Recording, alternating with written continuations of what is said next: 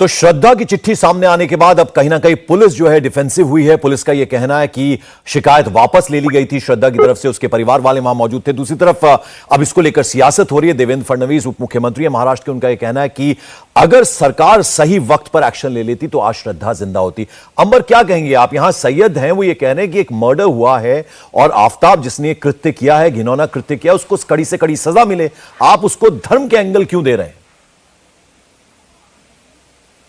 देखिए, धर्म का एंगल इसलिए आता है कि क्योंकि अभी अगर हम पिछले 24 घंटे की बात करें तो 7 से ज्यादा ऐसे केसेस आए हैं जिसमें पहचान छुपाकर हिंदू धर्म की लड़कियों को टारगेट किया गया धर्म परिवर्तन के इरादे से।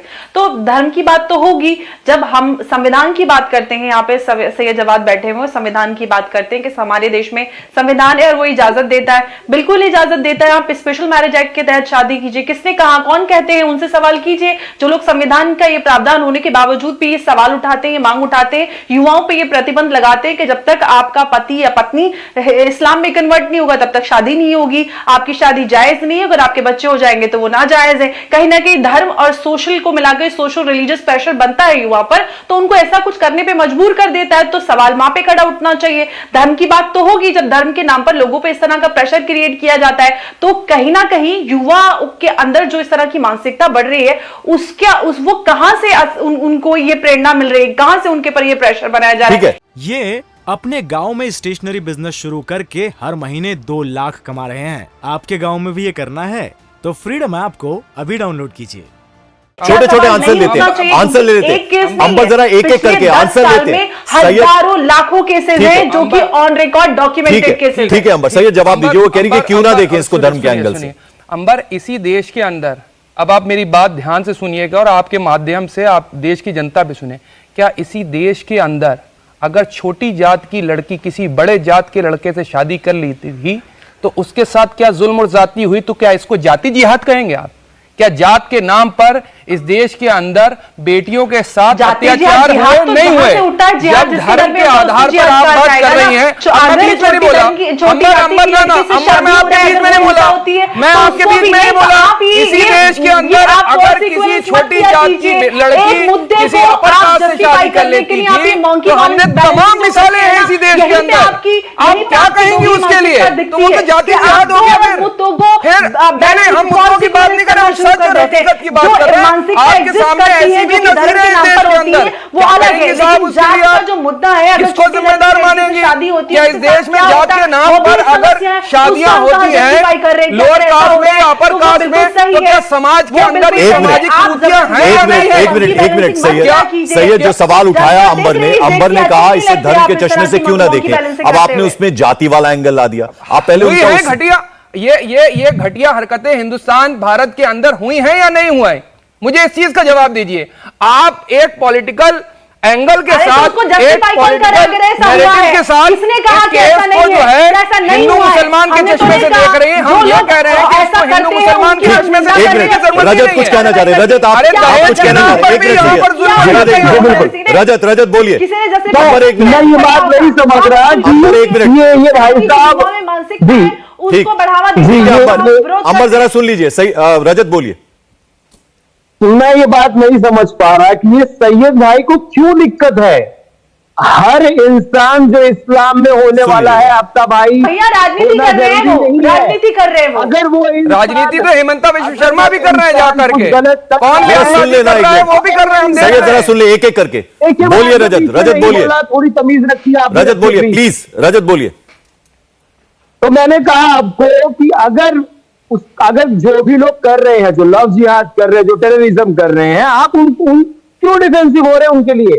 मैं कह रहा हूं साहब, मैं तो कह रहा हूं ऐसे दरिंदे को फांसी दीजिए और ऐसे ट्रायल जो चल रहे हैं उनके खिलाफ भी आप लेकर के आइए। आप बीच में मत बोलिए, नहीं तो आपको मैं बोलूंगा। रजत एक मिनट, वो मुझे डिसाइड करने दीजिए कौन बोलेगा कौन नहीं बोलेगा। रजत प्लीज सुनिए मेरी बात। वो ये कह रहे हैं कि मैं कहां रोक रहा हूं, मैं ये कह रहा हूं कड़ी से कड़ी सजा मिले आफ्ताब को, ये सैयद बोल रहे हैं। नहीं, वो दूसरी बात कर रहे हैं। वो अब क्यों बात कर रहे हैं बीच में जात की? वो कह रहे हैं कि ये भी बुरा है, ये भी बुरा है, इस पर गौर करिए। भाई सामाजिक कुरीतियां है, सैयद जरा सुन ले, धार्मिक कुरीतियां सैयद सुन नहीं ले, है, समाज के अंदर बुराई है, किसी धर्म में बुराई नहीं है साहब, सारे धर्म अच्छे हैं, बुराई समाज के अंदर पैदा हुई है, तो ये सामाजिक बुराई है। ये धर्म के चश्मे से जो देख रहे हैं, मैं उनके खिलाफ बात कर रहा हूं। समाज के अंदर बुराई है, किसी धर्म में बुराई नहीं है साहब। धर्म के आधार पर अगर आप जो है जस्टिफिकेशन या अपने जजमेंट देंगे तो देश के लिए नुकसानदेह होगा। देश सबसे बड़ा है, देश सर्वोपरि है, हमारे आपके बीच नाइतफाकी हो सकती है, लेकिन इसका मतलब ये नहीं है सैयद जो अंबर ने बात कही है, एक मिनट, सैयद जो बात अंबर ने कही है, विनोद बंसल भी ये कह रहे थे कि वो अगर मुस्लिम है तो इस बात से आपको एतराज क्यों है? वो मुस्लिम नहीं है साहब, उसके खिलाफ आप बताइए किसी एक शख्स ने या किसी भी बड़े बड़े मुस्लिम स्कॉलर ने, बड़े बड़े उलमाओं ने, किसी भी एक आदमी ने ऐसे दरिंदे वहशी की, जानवर की हिमायत करी? सभी ये कह रहे हैं इसको जल्द से जल्द कानूनी कार्रवाई के साथ जो है आप फांसी के तख्ते पर लटका दीजिए। लेकिन एक चीज सुनिए पंकज, वो लोग कह रहे हैं कि हमको चौराहे पर पे देना है फांसी, हम इसको चौराहे पे जो है मारना चाहते हैं, उसको देना चाहते हैं। ये बड़े बड़े जो है ठेकेदार जो बने हुए हैं समाज के, वो कानूनी कार्रवाई तालिबान के अंदर भी होता है। अच्छा अंबर, आपको क्या लगता है जड़ में क्या है? एक मिनट जरा सुन ले, अंबर जड़ में क्या है? अंबर जड़ में क्या है? उनके खिलाफ आपके मुंह से एक शब्द नहीं निकलता। अंबर जरा ये बताइए आपको क्या लगता है जड़ में क्या है? जी ये है कि समाज में धर्म के नाम पर जब यही सही जवाब संविधान की बात कर रहे थे, जो कि भूल जाते हैं कि हमारे देश में स्पेशल मैरिज एक्ट है, उसको भूलकर जब आप ये लोगों के सामने एक कंडीशन रखते हैं कि जब तक जिससे आप प्यार मोहब्बत करते हैं वो मुसलमान नहीं हो जाता, आपका निकाह नहीं है। अगर आप शादी कर भी लेते हैं तो आपकी शादी हराम है और आपके बच्चे भी हराम है। तो फिर ये लफ्ज़ियात हुआ ही नहीं, युवाओं पर फिर ये लफ्ज़ियात कहां से हो गया? जब इस्लाम में ही बना है और जब इस्लाम में ही बना है तो फिर ये लफ्ज़ियात कहां से हो गया? ये तो आपने बिल्कुल सही बात कह दी आपने। अगर इस्लाम में ये है कि शादी नहीं हो सकती, चीजें नहीं हो सकती, तो फिर ये लफ्ज़ियात का मामला ही नहीं रहा। यही तो मैं भी समझाने की कोशिश कर रहा हूं। बहुत बहुत मुबारक हो, आपने बहुत अच्छे अल्फाज में समझा दिया। रजत, आप जो डिफरेंट एंगल्स की बात कर रहे थे, एक मिनट रजत, जो आप डिफरेंट एंगल्स की बात कर रहे थे, जरा एक दो एंगल बताइए, आपको क्या लगता है इसके पीछे क्या हो सकता है, कौन हो सकता है? आपने सीधे सीधे कहा कि मुझे नहीं लगता कि एक शख्स ने एक लड़की का मर्डर कर दिया, आपको लगता है इसके पीछे बहुत सारे एंगल्स हैं, तो क्या लगता है आपको? एक दो जरा एंगल्स बताइए, आपको क्या इसके पीछे लगता है? ये अपने गांव में स्टेशनरी बिजनेस शुरू करके हर महीने 2 लाख कमा रहे हैं। आपके गांव में भी ये करना है तो फ्रीडम ऐप को अभी डाउनलोड कीजिए।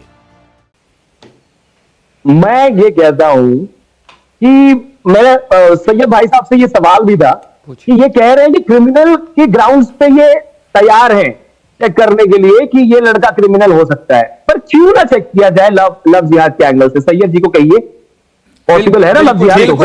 एक मिनट सुन लीजिए, और रियलिटी है ना, और रियलिटी है ना, टेररिज्म है, टेररिज्म हो सकता है। जिस तरीके से 35 टुकड़े काटे हैं उसने, एकदम प्रोफेशनल वाला काम है ये, कोई ऐसे कोई पुल ऑफ नहीं कर लेगा। तो आपको लगता है रजत की जो पुलिस है, मुंबई पुलिस, और उस वक्त की सरकार जो थी, उस वक्त महाअघाड़ी की सरकार थी, कहीं ना कहीं उनकी तरफ से ढील हुई, लापरवाही हुई, आपको ऐसा लगता है?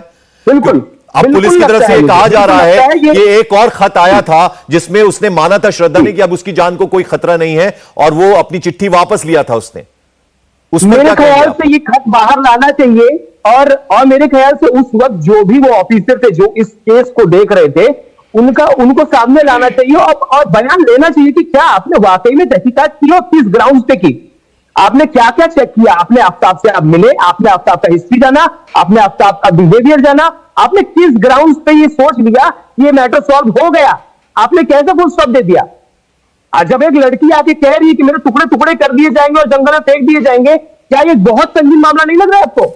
इंडिया टीवी हर वक्त हर जगह डाउनलोड करने के लिए सर्च करें India TV news Google play store या ऐप स्टोर पर।